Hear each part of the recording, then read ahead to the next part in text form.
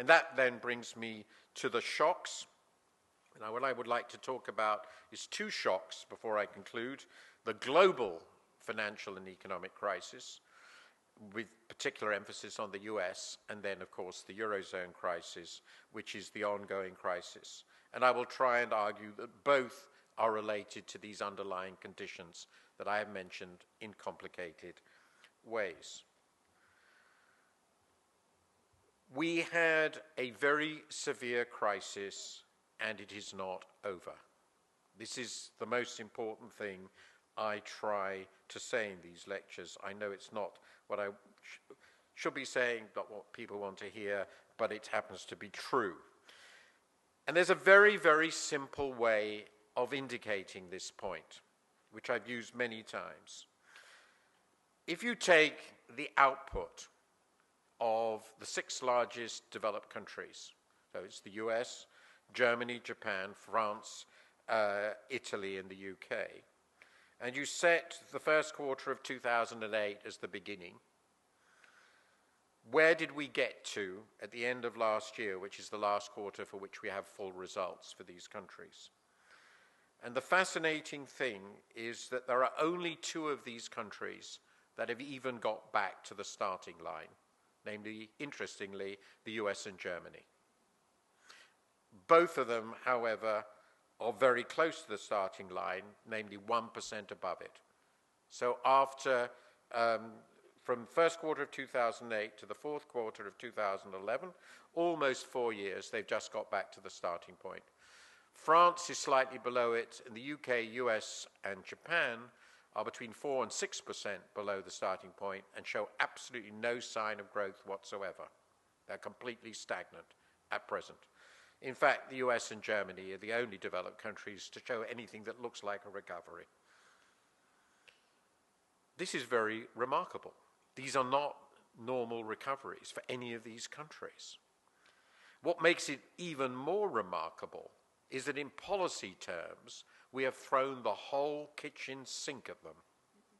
It is incomparably the most aggressive fiscal and monetary policies employed in peacetime in the history of the developed world. I'll just give you a few indications of that. Of course, we still live in a world when effectively the liabilities of the core financial institutions are guaranteed by states to the extent that states can still guarantee such things, which is, of course, variable across states. We have the lowest interest rates set by central banks there have ever been, consistently across all the major central banks. The highest interest rate currently employed by the most conservative central bank in the whole world is 1%. These are not normal figures. You know where the US figure is. In the case of the UK, it so happens, because we've had a central bank for a long time, we have some really wonderful data on the official interest rate set by the Bank of England. We know it all the way back to 1700. And the lowest rate the Bank of England ever set prior to today, ever, in the Great Depression, World Wars, was 2%. Today it's 0.5%. We've never had this before. I'm not even talking about what's happened to the balance sheets of the central banks. You know about that. And by the way, they've all blown up roughly the same amount. The ECB is roughly the same as the Fed and the Bank of England relative to GDP. And then, of course, we get to fiscal policy. Now, here there's been some real variation. But as a result of the crisis, and largely without deliberate fiscal action, stimulus measures taken across these countries have been quite modest and have been mostly now withdrawn. But in the case of the US, UK, and Japan, we've been running fiscal deficits in the 8 to 10% of GDP range, even higher at the extreme points. These deficits have never happened before in peacetime. Never. In the case of the UK, again, we have wonderful statistics. We have we know that the current financial crisis will be the 4th largest fiscal shock in British public finance history in terms of the rise of net debt relative to GDP, the other 3 being the Napoleonic War, the First World War, and the Second World War. We have been pursuing essentially wartime finance, not quite Second World War scale, but really big-time finance. So here we have massive fiscal support, massive monetary support, and the economy is hardly growing anywhere. Why has this happened?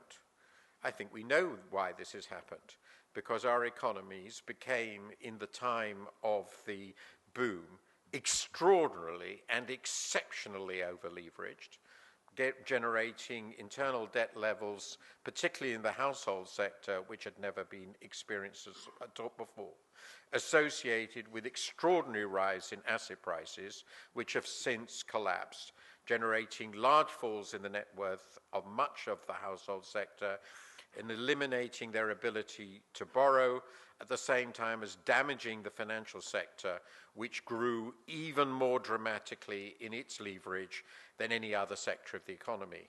My favorite statistic on this, which I'm sure you're all familiar with, is that the total balance sheet of the US financial sector grew 6 times faster than GDP between the early 1980s and the crisis, a process that pretty obviously couldn't continue much longer. And it is those headwinds, very well described in the classic book by Carmen Reinhart and Ken Rogoff, which explains, in my view, why all that policy impulse has led to such a miserable performance.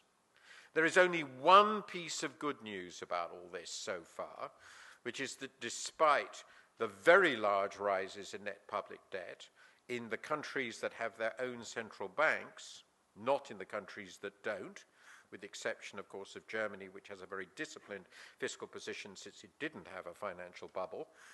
As I like to say, it subcontracted that to its clients. The government interest rates have remained extraordinarily low, and that has given them the room to continue to borrow without a serious fiscal crisis.